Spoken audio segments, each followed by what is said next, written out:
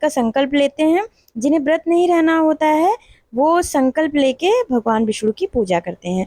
तो एक चौकी रखते हैं, चौकी पर पीले रंग का कपड़ा रखते हैं और उसके बाद 7 पूर्णों वाले भगवान विष्णु की मूर्ति रखते हैं और आम के पल्लव, गंध, पुष्प, दीप नैवेद्य, पंचामृत, पंजीरी, केले आदि से भगवान जी की पूजा करते हैं। साथ ही एक 14 धागों का कलेक्शन लेते हैं। 14 धागों को एक सीक्वेंस में जोड़ लेते हैं और विशेष तरीके से उसे बांधते हैं, जिनका वीडियो आप देख लीजिए। पुरुष दाहिने हाथ में बांधते हैं, स्त्रियां बाएं हाथ में बांधती हैं और इसके बाद नमस्ते देव देवेश देवेश, नमस्ते धरणीधर, नमस्ते सर्व नागेंद्र, नमस्ते पुरुषोत्तम, इस मंत्र को जाप करते हुए 14 गांठ बनाते हैं और भगवान विष्णु को तुलसी, कमल, बैजंती आदि अर्पित करते हैं और प्रार्थना करते हैं कि हमने जो भी पाप आदि किया है, बुरे कर्म किया है और हमारे घर में उन्नति नहीं हो रही है, तो ये पाप कर्मों से हम लोगों को मुक्ति मिले, हमारे घर में उन्नति हो।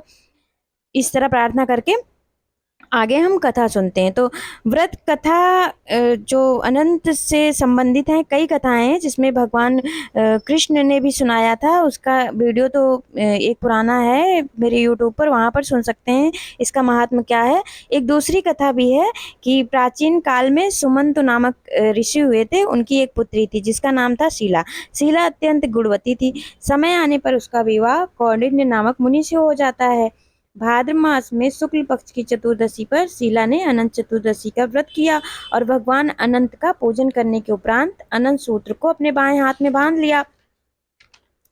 भगवान अनंत की कृपा से शीला के घर में सभी प्रकार की सुख समृद्धि आ गई और उसका जीवन सुखमय बन गया।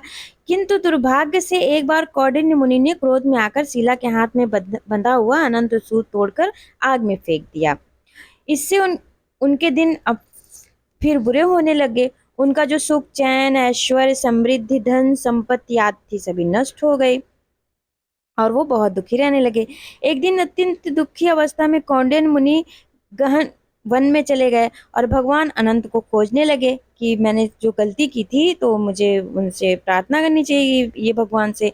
तो भगवान अनंत, चूंकि भगवान अपने भक्तों की पुकार को सुनते हैं, तो वो उनके इस खोज और तपस्या से प्रसन्न हुए और उनको दर्शन देते हैं। तो फिर वो वृद्ध ब्राह्मण कौंडिन्य मुनि को दर्शन दिए और फिर अनंत देव ने, जो भगवान विष्णु थे, उन्होंने कहा कि चूंकि तुमने ये गलतियां की थी इसलिए ये सारी दिक्कतें तुम्हारे साथ क्रिएट हुई हैं, तो अब श्रद्धा भाव से जाओ और फिर इस अनंत चतुर्दशी को व्रत रखो, पूजा करो। इस तरह शीला और उन्होंने मिलके पूजा पाठ किया अनंत नारायण की विधिवत। फिर उनके दिन अच्छे हो गए। तो इस तरह कहते हैं कि जिस तरह अनंत देव ने उनकी मनोकामना पूर्ण की है, उस तरह सभी की मनोकामना पूर्ण करें।